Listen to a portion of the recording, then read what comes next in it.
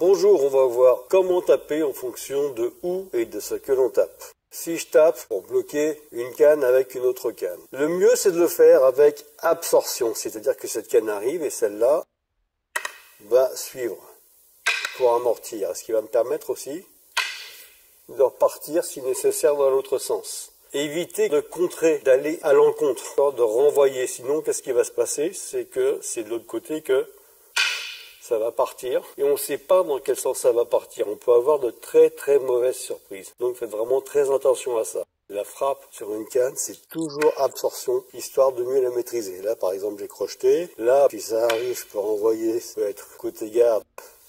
Là on peut imaginer une frappe qui arrive derrière la tête, etc.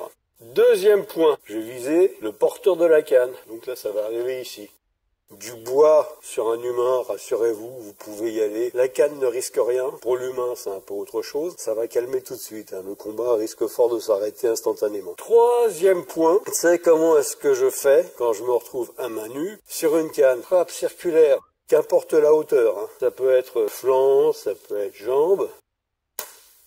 Vraiment. Donc, toujours pareil. Donc laissez la garde au niveau sternum. Et là, c'est ce qu'on a vu la semaine dernière, c'est cette histoire de respiration, d'expiration façon tout, plus pivot du corps. C'est un mouvement très court. Vous adaptez à la bonne hauteur. Sur une frappe verticale, vous frappez au moins au niveau du coude. Voilà. Même plutôt côté coude que côté épaule, parce que plus vous serez côté épaule, histoire de bras de levier, plus ça sera compliqué à bloquer. Et si c'est une frappe plutôt façon revers, pareil, vous venez bloquer vraiment juste à côté du coude. Et surtout pas de ce côté.